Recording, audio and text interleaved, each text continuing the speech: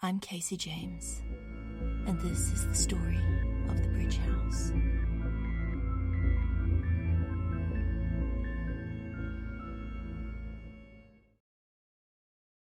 I hurry past the green room, past the door to the conservatory, and up the stairs from the basement. The howling of the wind follows me, but at this point I have other things to worry about than what might or might not be outside, howling along with the storm. This time, I barely hesitate on the blue staircase to the first floor. I do pause briefly as I go past the map, though. There's something tugging at my thoughts, half remembered. I stare at the brown ink calligraphed onto the creamy paper or parchment, whatever it is. Maybe my eyes have adjusted to the low light after wandering through the basement more or less in the dark, because it's a little more legible than it seemed earlier. The shape of almost familiar coastlines, and the names, the vast plateau of Leng, with Inganuk on its southern coast, and a tiny marker labelled Koth, just north of that. Ulthar, Thran, and Hlanith on the coast, and Celophaeus on the other side of the channel. Celophaeus, where the spider hand thing said I should go to visit him and to find Eddie. I make a mental note of that as I climb up the stairs. The lamps on the walls flicker and the fish scale wallpaper gleams and shimmers, and it still feels like the ocean in here. I swear I can even catch a whiff of brine and sea sand in the air, although it's probably just humidity from the rain. I follow the stairs up from the landing, towards the tower. It seems like days or weeks ago that I came up here last, still more curious to explore the house than frightened of it. It's only been a couple of hours. The mermaid is still hanging there, endlessly bleeding out under the crude laughter of the sailors. The cats are still lounging on the docks of their fantastical city, late sunlight catching flecks of gold and copper in their fur. Their eyes shine in the dim stairwell. The cards are still spread across the stairs, and I step carefully over them. The Queen of Spades is face up, staring at me with the blank, dead eyes of a corpse, and the King of Clubs, which has Eddie's face, with spiders in place of his eyes. I genuinely think I may have an issue with spiders after that thing in the basement. The rest of the staircase passes in a bit of a blur as I hurry upstairs. When I reach the door to the tower room, I rush through, out of breath, and then stop. The crystals are still there, untouched, on the coffee table beside the wingback armchair. Everything is exactly how I left it, however long ago I was up here last. Not a book is out of place, not a whisper of air moves, but outside the sky is black and purple, whirling and roiling with weirdly shaped clouds and flares of lightning, while the wind howls like something being tortured. The ground is invisible, a moving mass of shadow and fog, and the small pool of light from the reading lamp I left switched on when I was up here before seems much smaller than it did then. Back already? Says the disembodied voice from before, the one Arial called Walker. Yes, I say, ignoring the tickle of unease I feel, and wondering where Arial is right now. No more trouble with the Vodniki, then? Asks Walker, just a little mocking. Nothing I couldn't handle, I say. That might be stretching the truth a little, since I doubt I could have handled the things in the conservatory without Ariel's help. But I did handle them. Walker doesn't respond, but it's hard to judge the expression of a disembodied entity. Is he a ghost, or something more like Ariel, whatever she is? Entity is probably the best definition I have right now.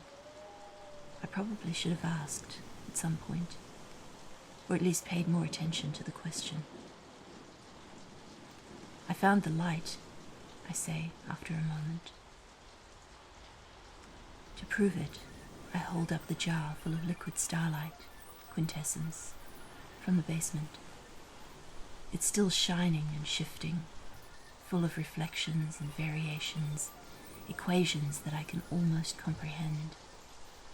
I wouldn't have imagined that liquid starlight would be full of mathematics, but it makes sense, really. Amongst other things, Says Walker. pure quintessence for the ether stone.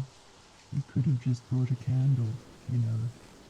You didn't have to touch the void or break the lines of the circle, or release the tooth fairy. The tooth fairy? I ask. And what do you mean, break the... I stop, reviewing my memory of the basement drawing room. The pentagram in chalk, and the circle around it, drawn in what probably really was blood. Oh, I say. Yeah, that. Yes, that. Says Walker. He chuckles. I grimace and admit it has been brought to my attention that it was a bad idea. He laughs again. You definitely sped things up. Are you going to use the stone then? Close the gate. Sped things up? I ask. Just a little. He says. Enough to make it interesting. My bet is still on you, though. I'm not sure if that's comforting. I still have things to do, though. So I shake myself and step closer to the ring of gemstones on the coffee table. There, at the northmost point, is the clear crystal that Walker had identified as an ether stone. The one I'd seen in my dreams, and again in the vision I'd experienced when I opened the door to the bridge house. I stare at it for a second, then, slowly, hand shaking a little, I pour the liquid starlight over the ether stone. It vanishes as I pour, absorbing into the crystal, which begins to pulse with a bright blue-white light. I finish pouring, and the crystal pulses for a few seconds more, then settles into a steady glow, like the quintessence itself. It even has that same sense of swirling formulae and fractals that the liquid light had in it. But beyond the glow, nothing happens. I breathe out in relief, suddenly aware that I'd been holding my breath. The disembodied voice chuckles again, warm and almost touchable, even if it's also creepy and possibly demonic. I really probably should have asked Arial exactly what Walker is, even if there's a good chance I wouldn't have understood the answer. I wonder where Arial is, actually.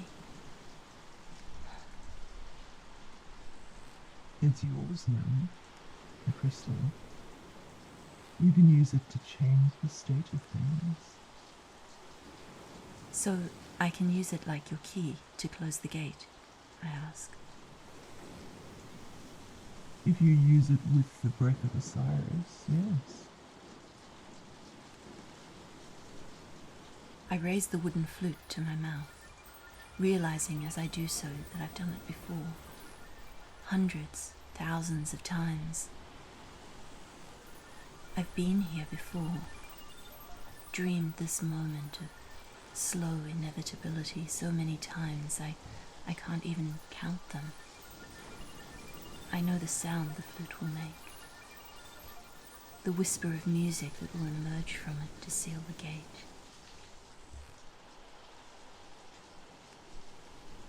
such a pity that you'll be stuck here on this side of it with me. says Walker idly. Well, a pity for you. What? I say.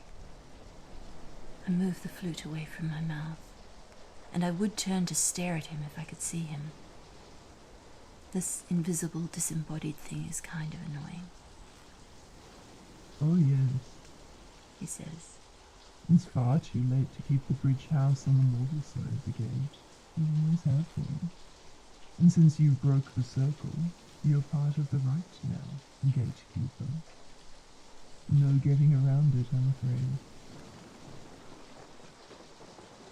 So what do I do? I ask, like the idiot that I am. There's a moment of silence, and I imagine him shrugging. I'm a little disturbed to find that I have a very clear mental image of Walker, and it has a fairly charming smirk and shrug. I shake my head slightly.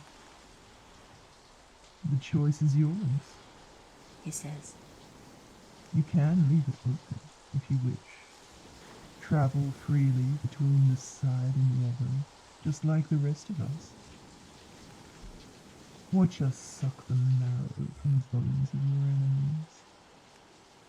And my friends and strangers. I know what would happen if I leave the gate open. I've seen it in my dreams, nightmares. I don't think I can do it. Leave the entire world to that fate. From the mocking tone of his words, Walker knows it too. Or you can close it and stay here. He says. There are other ways across, of course, if you can find them. If you can survive long enough to find them. I've seen those endings too, in my dreams. I die, horribly, every time. But the world lives. I raise the flute again. Or you could make a deal with me. Says that disembodied voice. A phantom touch brushes my cheek again, light as a moth. Let me come with you. I know the safe roads on this side, the places you can hide. I can keep you alive. And I won't do any real harm on the other side. Real harm, I repeat, making air quotes with my fingers. I can feel laughter in his voice as he says, I'm not like the others, darling. Pain and suffering don't do very much for me. So, say you'll take me with you. Outside, the wind howls like a demon, and I shiver. There's a low groaning noise, almost subsonic, although it's slowly getting louder.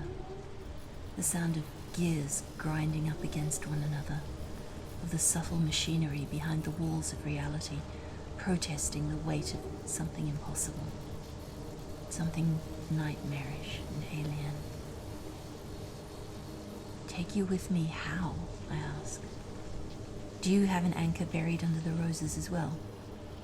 Is that where she hid it? He says, which is mildly concerning. I mean, Ariel's bottle isn't there anymore, so it's only mildly concerning, but still. Focus, I say, snapping my fingers in the air. Apparently, I'm on a deadline, You are, in fact. he says. I'm focused. I sigh and rub my face. I'm just checking, I say. Trying to check.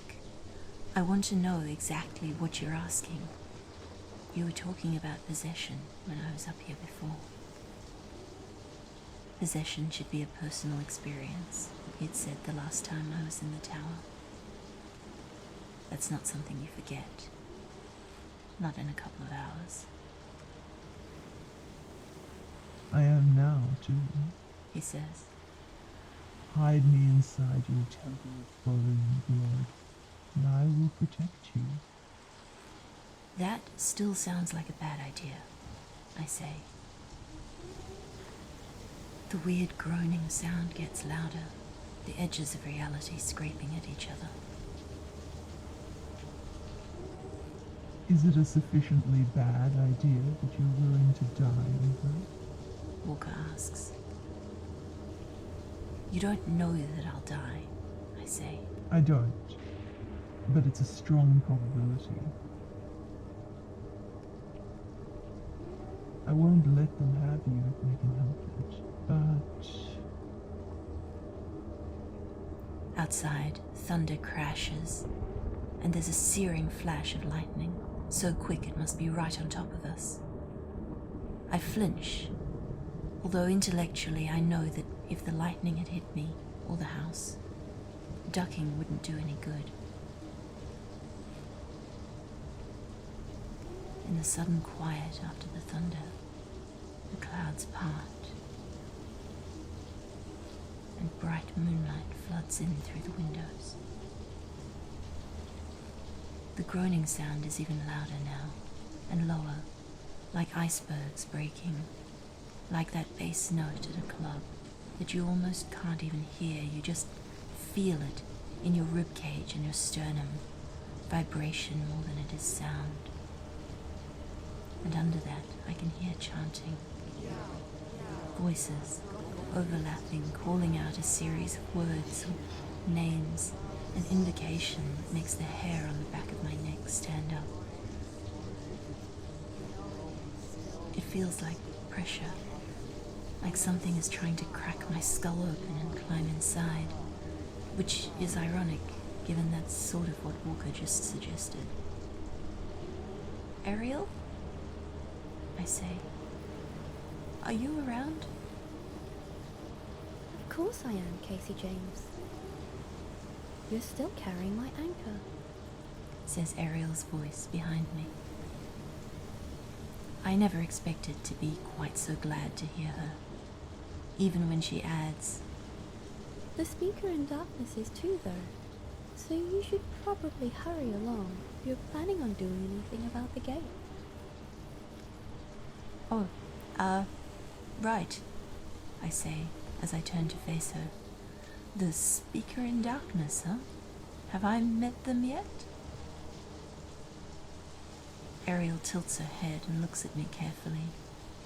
But before she can say anything, Walker says, I think you've met most of the locals, but you'd know if you've met Dracula. Dracula, I repeat, incredulously. Really? No, not really, Says Ariel. but it's considered unwise to say his actual name. Right, I mutter. Thunder crashes again, drawing my gaze outside, where the rain has stopped falling in favor of a thick fog, just like my dream in the kitchen. The fog seethes like the surface of the ocean, rippling waves of it carrying the silver sheen of the moonlight. Ariel is also staring out the window, and her expression is definitely concerned. A thought occurs to me, and I swallow against my suddenly dry throat. I have read Bram Stoker, after all. This Dracula, speaker in darkness person, entity,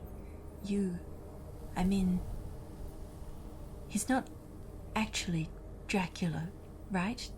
With the whole vampire turning into a mist thing, like the book? I watch Ariel's gaze snap away from the window and to me with rising anxiety. Not a vampire, exactly. No. says Walker. Why would you ask about him turning into mist, Kasey James? Asks Ariel. No reason, I lie, thinking of smoky tendrils of mist creeping around the window frames and into the kitchen, dust motes lighting up like a column of glitter topped with eyes of flame, a kiss that tasted of wine and licorice and blood. No reason, I say again, just, Ariel frowns slightly. Walker makes a noise somewhere between thoughtful and displeased, and I can feel the straining of reality as that iceberg groaning sound of reality stretching comes again, low and distressing. Outside, the light grows subtly brighter, and its color changes. I can't really describe what color it changes to, only it's not just silver-white moonlight anymore. There's a low rumble, and the floor and walls vibrate slightly. Make your decision, woman. Says Walker. I can help you, but only if you let me. I take a deep breath and look at Ariel. What are the odds that he's telling the truth? I ask. 96.4. She says without hesitation. It's not the whole truth, though. Of course not. I sigh. And the likelihood that he can actually help me? Ariel hums and makes a so-so gesture with one hand. That is fluctuating considerably, she says. What he wants to do, is it harmful? Necessarily? I ask. It is not, says Walker. That very much depends on which exact desire you're referring to, Kasey, says Ariel. Not helping, I mutter. Okay, it's not actual possession, right? He can't take me over. Not if he agrees not to, says Ariel. Lightning flashes again, and I can see wisps of mist rising along the floorboards and the carpet, and drifting down the walls like water from a leaky roof. Ariel is watching it as well, with her calculating face on. Let me help you, gatekeeper, says Walker. Yes, I say, interrupting him. Yes, all right, fine. You can help. If you can keep me safe from whatever else is in here, you can, ride along in my head. But you do not get to be in control or mess with anything in there, and apparently you also need to get me better shoes. He makes a surprised sound, the sound of someone who didn't expect to get a yes, and is really terribly, unreasonably pleased about getting one after all. This is probably a terrible idea. But how bad can possession possibly be? I haven't dreamed this ending yet.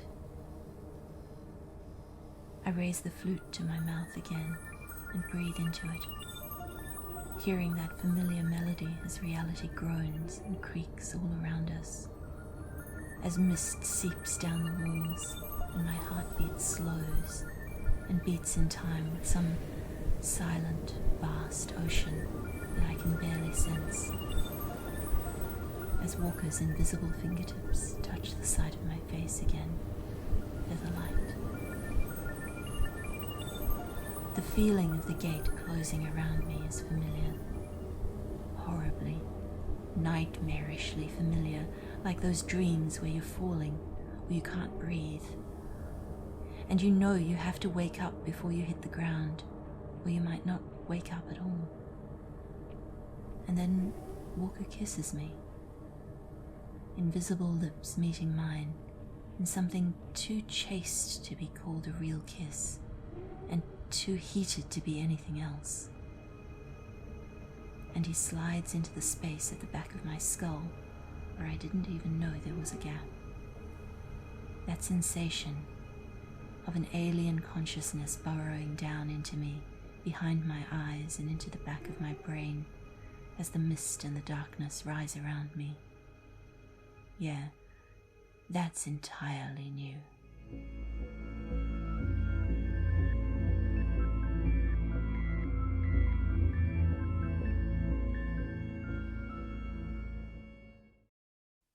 Neophile will return for Season 2 on December 2nd, 2022. Keep an eye out for us. Thanks for listening.